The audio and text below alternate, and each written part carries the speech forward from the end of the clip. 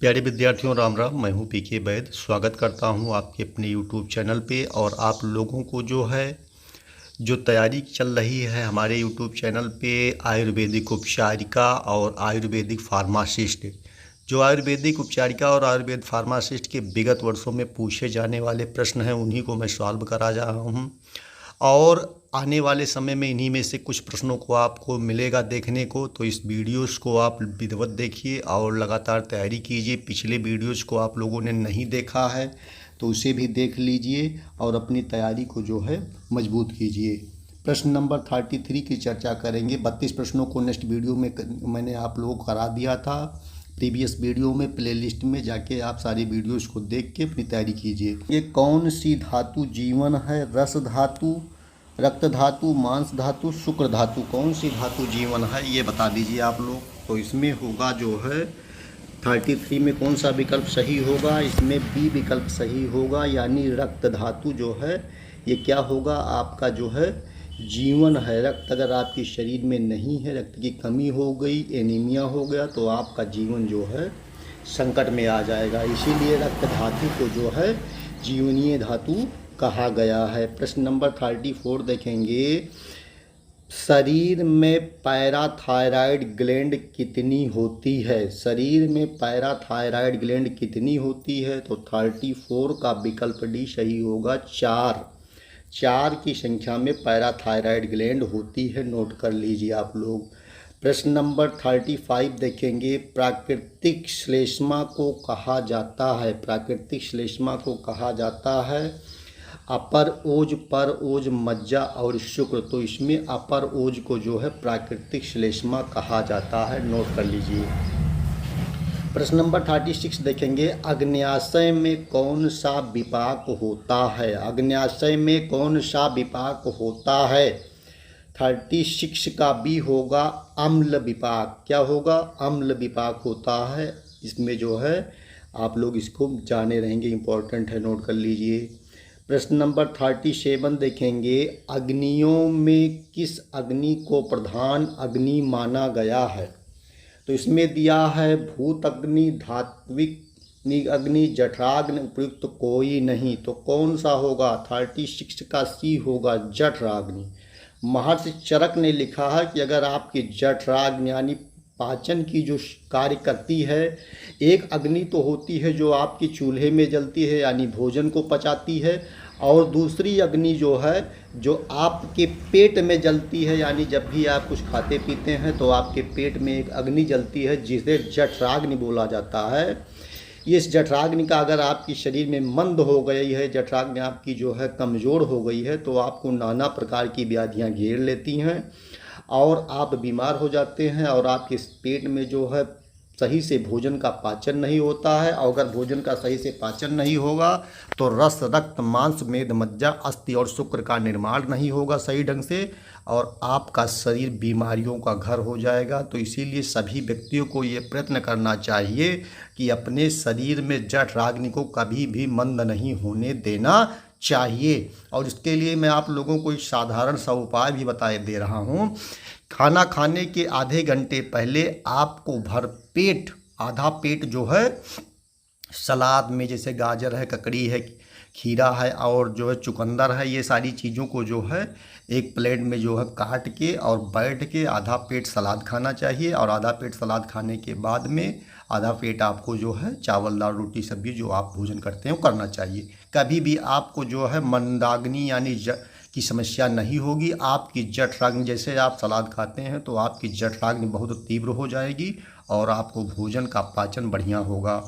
प्रश्न नंबर 38 देख लेंगे। 38 में दिया है मन के भेद हैं, मन के भेद हैं। मन के भेद कितने हैं? 38 में बी दिया हुआ है, यानी कि 2 होगा। मन के भेद कितने हैं? 2 होंगे।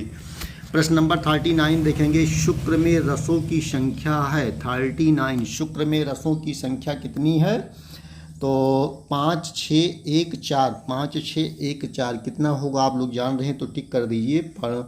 39 का बी विकल्प सही होगा, यानी 6 होते हैं। शुक्र में रसों की संख्या कितनी होती है? 6 होती है। प्रश्न नंबर 40 देखेंगे। पित्त का गुण होता है, पित्त का क्या गुण होता है? तो ये होगा स्नेह उष्ण तीक्ष्ण और द्रव अम्ल कटु उपयुक्त सभी उपयुक्त कोई नहीं। तो इसमें जो है आपका विकल्प सही हो जाएगा सी विकल्प उपयुक्त सभी। ये आपका स्नेह भी होगा, उष्ण होगा, तीक्ष्ण होगा, द्रव है, अम्ल है और कटु है। पित्त के इतने गुण होते हैं, 6 प्रकार के गुण जो है पित्त में 6-7 प्रकार के पाए जाते हैं।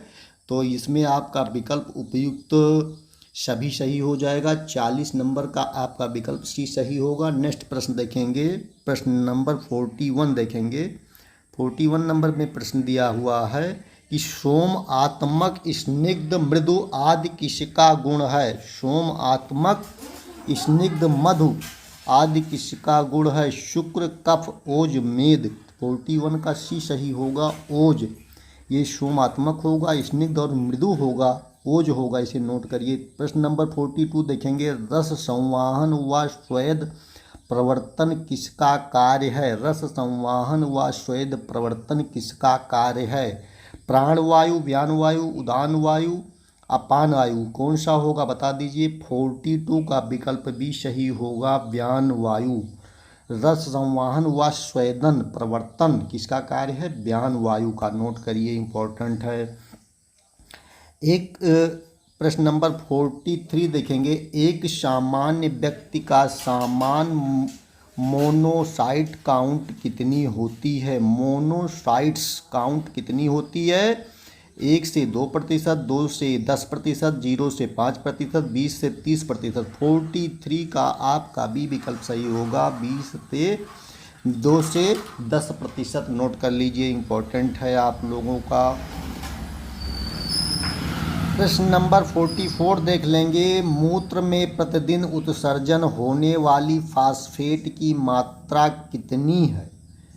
आपके यूरिन में जो प्रतिदिन आप यूरिन को उत्सर्जित करते हैं उसमें जो फास्फेट की मात्रा होती है कितनी होती है बता दीजिए, अगर आप लोग जानते हैं तो। और नहीं जानते हैं तो जान लीजिए, नहीं जानेंगे तो परीक्षा में आएगा तो क्या करेंगे, बैठे रहेंगे मुँह बा के। इसलिए आप लोग 44 का विकल्प जानिए। और इसमें जो है 44 में आपका विकल्प कौन सा सही होगा, बी विकल्प सही होगा, यानी 4 से 8 ग्राम। कितना होगा, 4 से 8 ग्राम की मात्रा में ये आपकी संख्या में पाया जाता है। प्रश्न नंबर 45 देखेंगे, गर्भावस्था में सर्वप्रथम किस सारभूत द्रव्य की उत्पत्ति होती है। गर्भावस्था में सर्वप्रथम किस सारभूत द्रव्य की उत्पत्ति होती है। 45 का कौन सा विकल्प सही होगा, ये होगा ओज। ओज की जो है उत्पत्ति गर्भावस्था में ही होती है, नोट करिए। प्रश्न नंबर 46 देखिए, बहुत महत्वपूर्ण है।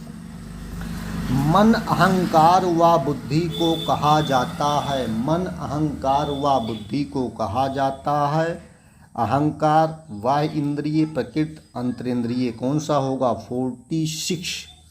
46 का जो है डी विकल्प सही होगा, अंतरेंद्रिय जो है कहा जाता है, नोट कर लीजिए। प्रश्न नंबर 47 देखेंगे, स्वेद व अम्ब व स्त्रोत में कौन सा दोष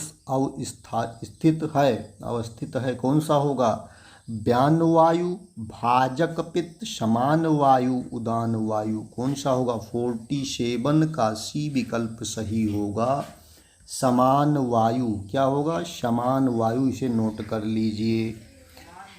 प्रश्न नंबर 48 देखेंगे, हत्थ पीड़ा, कंप, शून्यता, तृष्णा किस धातु के क्षय के लक्षण है। रस क्षय, रक्त क्षय, मांस क्षय, शुक्र क्षय। 48 का ये विकल्प सही होगा, रस क्षय। रस का क्षय होने लगेगा तो ये धातुएं आपके शरीर में ये लक्षण आपको देखने को मिलेंगे। प्रश्न नंबर 49 देखेंगे, सर्वांग नेत्र गौरवम किसका लक्षण है। सर्वांग नेत्र गौरवम किसका लक्षण है। कफ क्षय, कफ वृद्धि, मज्जा क्षय, मज्जा वृद्धि। 49 का आपका विकल्प सही होगा, डी, यानी मज्जा वृद्धि होगी। क्या है, रुशांता आधा आम शेर श्लेष्मा शून्यता किसका लक्षण है, बता दीजिए। 50 नंबर प्रश्न का कौन सा विकल्प सही होगा, डी विकल्प सही होगा, कफ क्षय का होगा ये लक्षण जो है, नोट कर लीजिए। मुख शोथ व पांडुता किसका लक्षण है, मुख पे जो शोथ आ जाता है, पांडुता आ जाती है, तो उसमें कौन सा लक्षण दिखता है आप लोग बता दीजिए। तो इसमें होगा ये, यानी शुक्र क्षय का जो है लक्षण दिखता है, आप लोग देख लीजिए। प्रश्न नंबर 52 देखेंगे, पुरीश तथा अम्ल शीत प्रार्थना किसका लक्षण है, पुरीश तथा अम्ल शीत प्रार्थना किसका लक्षण है। 52 का सी विकल्प सही होगा, रक्त क्षय, रक्त क्षय का लक्षण है। मन के गुण हैं, क्या हैं, मन के गुण हैं। आ गुणत्व, एकत्व, उपयुक्त, दोनों, उपयुक्त कोई नहीं।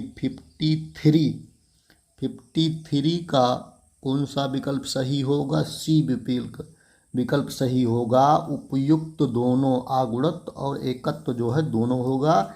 ये BHU 2004 में पूछा गया कि मन की गुण हैं आगुणत्व और एकत्व, नोट कर लीजिए। प्रश्न नंबर 54, इंसुलिन है, इंसुलिन क्या है, अमीनो एसिड, स्टेरॉयड, पॉलीपेप्टाइड और फैटी एसिड, क्या होगा। 54 का सी सही होगा, पॉलीपेप्टाइड, क्या होगा, पॉलीपेप्टाइड, नोट कर लीजिए। निम्नलिखित में से कौन सा त्रिदंड है, निम्नलिखित में से कौन सा त्रिदंड है, त्रिदंड कौन सा होगा, तो इसमें होगा शरीर, सत्व तथा आत्मा जो है ये त्रिदंड होगा, नोट कर लीजिए। प्रश्न नंबर 56 देखेंगे, आरोग्य गर्भ का कौन सा भाव है, रसज भाव, आत्मज भाव, पित्तज भाव, साम्यज भाव, कौन सा होगा। 56 का डी सही होगा, साम्यज भाव, नोट कर लीजिए। प्रश्न नंबर 57 देखेंगे, कर्म पुरुष के गुण हैं, कर्म पुरुष के गुण हैं, इसमें कौन सा विकल्प सही होगा, नोट करिए आप लोग फटाफट। 57 का बी विकल्प सही होगा, यानी प्राण, अपान, उन्मेष, निमेष, बुद्धि, मन, संकल्प, क्या होगा, यही होगा आपका जो है सही होगा, नोट कर लीजिए बी विकल्प। प्रश्न नंबर 58 देखेंगे, प्रश्न नंबर 58 में दिया है कि गर्भ में चक्षु व रूप की उत्पत्ति किस महाभूत से होती है। 58 का बी होगा, तेज से होती है, नोट कर लीजिए। 59 देखेंगे, मानस गुण है, मानस गुण है, 59 का डी सही होगा, यानी रज व तम जो है क्या है, मनुष्य का गुण है, मानस का गुण है। प्रश्न नंबर 60 देखेंगे, रज है, रज क्या होगा, प्रश्न नंबर 60 का गुण, दोष, अशुद्ध द्रव और उपयुक्त सभी, तो ये क्या है, उपयुक्त सभी, इसमें जो है तीनों चीज़ें होती हैं, तो इसको उपयुक्त सभी विकल्प सही हो जाएगा, नोट कर लीजिए। प्रश्न नंबर 61 देखेंगे, इसमें दिया है चरक संहिता के अनुसार बल के प्रकार हैं, क्या हैं, बल के प्रकार हैं। 61 का डी होगा, यानी सहज, काजल, युक्तकृत, ये आपका जो है विकल्प सही होगा, नोट करिए। 52 का देखेंगे, सुख की अनुभूति होती है, सुख की अनुभूति होती है इंद्रार्थ के सम्यक योग से, इंद्रार्थ के सम्यक योग से, नोट कर लीजिए। प्रश्न नंबर 63 देखेंगे, स्लिम आलिंगने धातु से किस शब्द की निष्पत्ति होती है। 63 का सी होगा, श्लेष्मा, श्लेष्मा से होती है, नोट कर लीजिए। प्रश्न नंबर 64 देखेंगे, 64 में दिया हुआ है कि समान वायु की विकृति से कौन से रोग होते हैं। 64 का डी विकल्प सही होगा, उपयुक्त सभी, यानी अतिसार भी होगा, गुल्म भी होगा, मंदाकिनी भी होगी, इसे नोट कर लीजिए भैया, इम्पोर्टेंट। प्रश्न नंबर 65 देखेंगे, प्राणवायु का निम्नलिखित कर्म है, तो इसमें क्या होगा, उपयुक्त सभी सही होगा, डी विकल्प नोट कर लीजिए आप लोग। प्रश्न नंबर 66 देखेंगे, वाणी की प्रकृति में कौन कारण है। वाणी की प्रकृति में कौन कारण है? 66 का सी होगा बयान वायु। नोट कर लीजिए। 67 कोष्ठ के कितने भेद हैं? कोष्ठ के कितने भेद हैं? सी यानी 3 होते हैं। नोट कर लीजिए। बिट स्नेह किस धातु का मल है? 68 का डी होगा मज्जा धातु। नोट करिए। प्रश्न नंबर 69 देखेंगे। निम्नलिखित में से किसको छोड़कर दोष धातु व मल का ओज का स्थान माना है? 69 ये होगा वात को जो है माना है। दोष धातु मल का ओज का स्थान माना है। नोट कर लीजिए। प्रश्न नंबर 70 देखेंगे। प्राण या तनु में कौन सा श्रेष्ठ है? बता दीजिए। 70 का कौन सा विकल्प सही होगा? डी विकल्प सही होगा, यानी ओज होगा। क्या होगा? ओज होगा। नोट कर लीजिए, महत्वपूर्ण है। प्रश्न नंबर 71 देखेंगे। मन किसके द्वारा नियंत्रित रहता है? मन किसके द्वारा नियंत्रित रहता है? तो मन वात के द्वारा नियंत्रित रहता है। नोट करिए। प्रश्न नंबर 72 देखेंगे। पर ओज किस में रहता है? 72 का बी होगा पित्त में रहता है पर ओज। नोट कर लीजिए। 73 में देखेंगे। वह वायु जो कोष्ठ में विचरण करती है। 73 का डी होगा समान वायु जो कोष्ठ में विचरण करती है। 74 देखेंगे। वह वायु जो संपूर्ण शरीरगत होती है। 74 का सी होगा व्यान वायु। प्रश्न नंबर 75 देखेंगे। प्राकृतिक पित्त की उत्पत्ति होती है। 75 का सी होगा यानी अम्लपाक। इसको नोट कर लीजिए, इंपॉर्टेंट होगा। नंबर 76 देखेंगे। धात्विक अग्नि की संख्या है 13, 5, 8, 7। 76 डी विकल्प सही होगा, 7 है। प्रश्न नंबर 77। ऊष्मा वायु स्नेह काल एवं समयोग है। 77 का ये होगा आहार परिमाणकर भाव जो है ये होगा इसका आंसर सही। नोट कर लीजिए। 78 रक्त धातु का कार्य है। रक्त धातु का कार्य है, क्या है? 78 का बी यानी कि जीवन। रक्त धातु का कार्य क्या है? जीवन। 79 मेद धातु की उपधातु है। 79 मेद धातु की उपधातु क्या है? स्नायु है। स्नायु को जो है मेद धातु की उपधातु कहा जाता है। ये देखेंगे। आचार्यों ने स्तन का प्रमाण बतलाया। 4 अंजलि, 10 अंजलि, 2 अंजलि, 8 अंजलि। 80 का कौन सा सही होगा? सी सही होगा, यानी 2 अंजलि। नोट कर लीजिए। 81 का देखेंगे। 81 में दिया हुआ है कि रस की उपधातु नहीं है। रस की उपधातु नहीं है तो कफ उपधातु रस की उपधातु नहीं है। मज्जा का कार्य है। मज्जा का कार्य है। 82 में मज्जा का कार्य क्या होगा? बता दीजिए। इसमें होगा आपका ये विकल्प यानी अस्थिपूरण। मज्जा का क्या कार्य है? अस्थिपूरण। प्रश्न नंबर 73 देखेंगे। अपर ओज का प्रमाण है। 83 अपर ओज का प्रमाण है अर्धांजलि। अर्धांजलि जो है अपर ओज का प्रमाण है। प्रश्न नंबर 84 देखेंगे।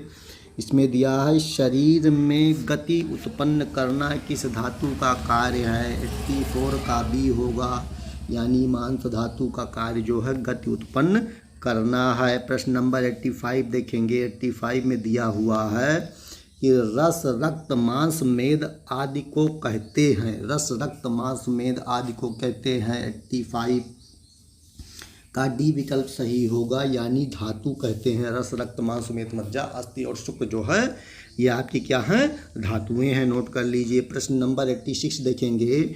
स्त्रियों और बालकों में कौन सी धातु आव्यक्त होती है? प्रश्न नंबर 86 का जो है ये विकल्प सही होगा, यानी शुक्र धातु जो है ज़्यादातर जो है आव्यक्त होती है। नोट करिए। नंबर 87 देखेंगे। कंडरा एवं सिरा का किस धातु से पोषण होता है?